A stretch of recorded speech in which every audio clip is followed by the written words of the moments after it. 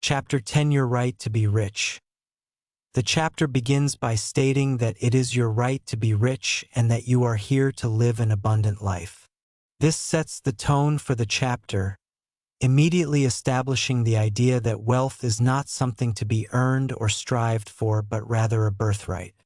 The chapter emphasizes the following: you are meant to be happy, radiant, and free, and money is a tool to facilitate that. You have a right to fully develop and express yourself in all areas of life, which includes material abundance.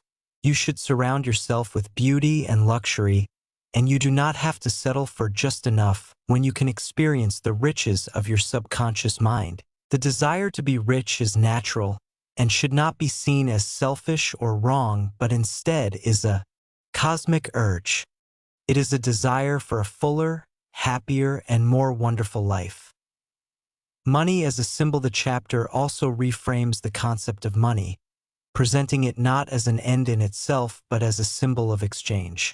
By understanding this, you can approach the topic of wealth differently. The text highlights the following: money is a symbol that represents freedom from want, as well as beauty, luxury, abundance, and refinement.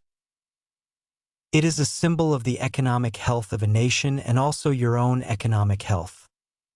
Just as healthy blood flow is essential for a healthy body, the free circulation of money is necessary for financial well-being. Hoarding money out of fear creates economic stagnation and illness. Reasons for lack of wealth. The chapter identifies common reasons why people struggle financially, emphasizing that these reasons are based on mental blocks rather than external circumstances. The chapter identifies the following: condemning money. Many people condemn money, referring to it as filthy lucre, or believing that the love of money is the root of all evil. This negative view creates a barrier to attracting wealth. Subconscious belief in poverty. Some harbor a subconscious feeling that poverty is virtuous, which may stem from early childhood training, superstition, or misinterpretations of Scripture. This belief sabotages any effort to become wealthy. Resentment of underpayment. If you feel underpaid, resentful, and unappreciated, you are subconsciously cutting yourself off from opportunities for advancement and greater financial success. Lack of imagination. The text describes a young man who imagined, saw, and felt the reality of being a doctor, which allowed him to penetrate his subconscious and attract everything he needed for the fulfillment of his dream.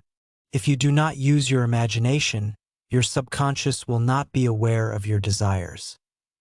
The power of the subconscious mind in achieving wealth. The chapter emphasizes the pivotal role of the subconscious mind in achieving financial abundance and how to best utilize it.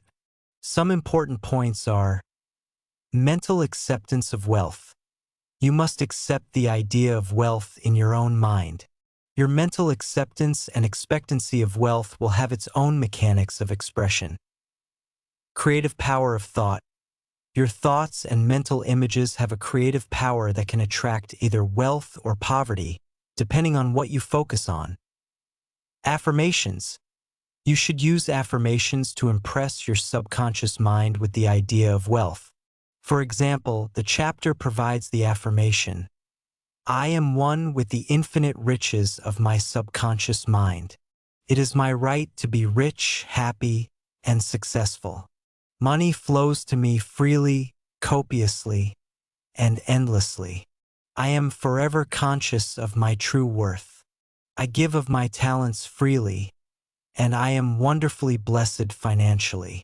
It is wonderful. A living in the mood of opulence. By entering into the mood of opulence, you will attract the things you need for an abundant life. This involves feeling and behaving as if you are already wealthy, which will allow your subconscious to attract the necessary elements for the realization of your dream. Practical techniques for attracting wealth. Chapter 10 offers practical steps you can take to begin attracting wealth into your life. Some of the steps are: claiming your right to be rich.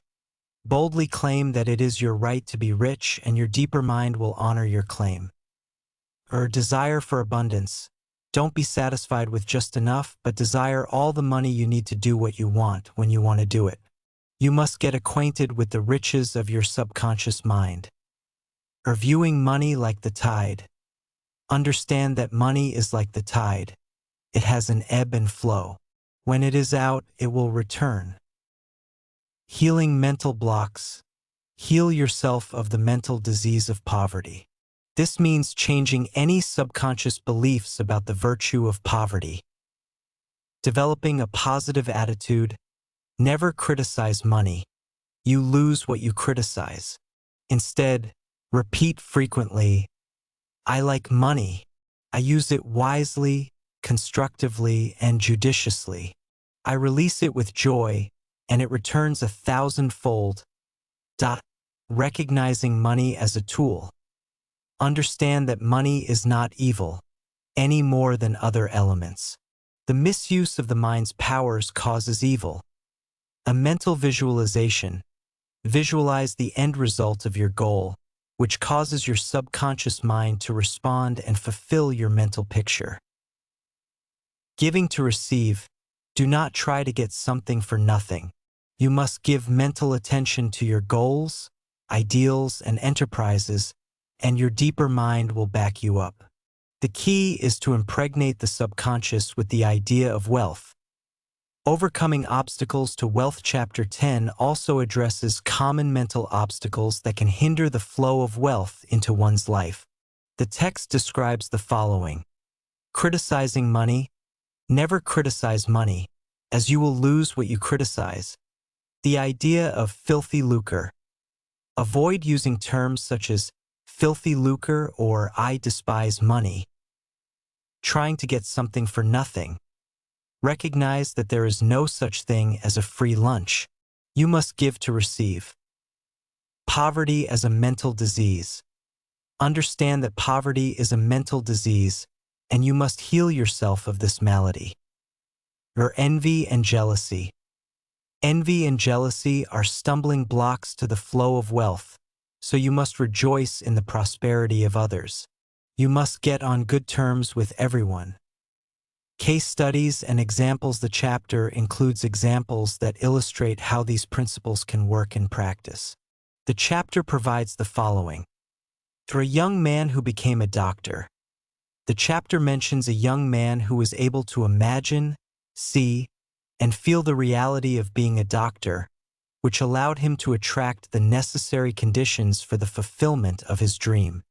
He lived with his idea, sustained it, nourished it, and loved it until it penetrated his subconscious.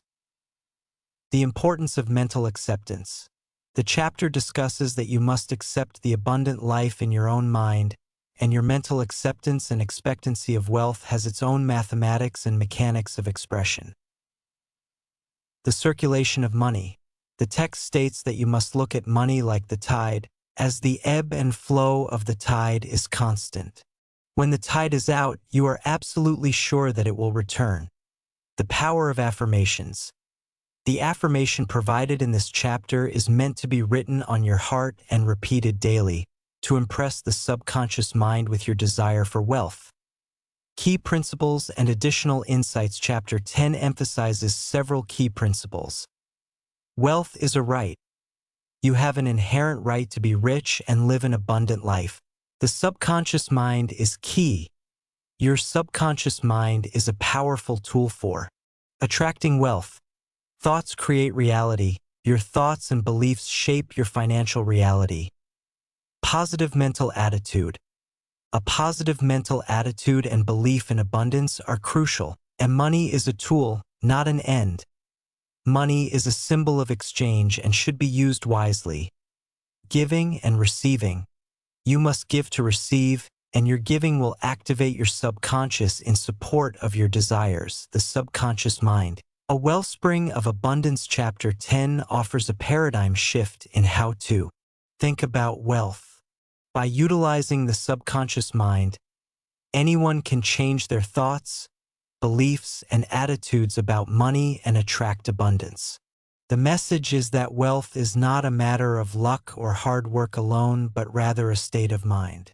You can reprogram your subconscious through affirmations, visualizations, and a firm belief in your right to be rich. By releasing negative thoughts and attitudes, individuals can unlock their potential for prosperity and achieve financial freedom. The chapter emphasizes that you have the capacity to reprogram your subconscious mind and create a life of abundance. The understanding is that the source of wealth is not in the outside world, but instead is your subconscious mind. Conclusion Chapter 10 is an inspiring call to embrace your inherent right to be rich. It is a challenge to examine your beliefs about money and release any negative feelings that are keeping you from financial freedom. The chapter gives you the tools and techniques you need to harness the power of your subconscious mind to achieve financial abundance and a life of prosperity. It is an empowerment to take control of your financial reality by using your mind to reshape your life.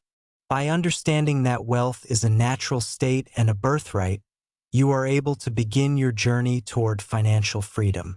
The chapter's teachings are meant to inspire you to cultivate a mindset of abundance, allowing you to unlock your inner potential to attract wealth, happiness, and success.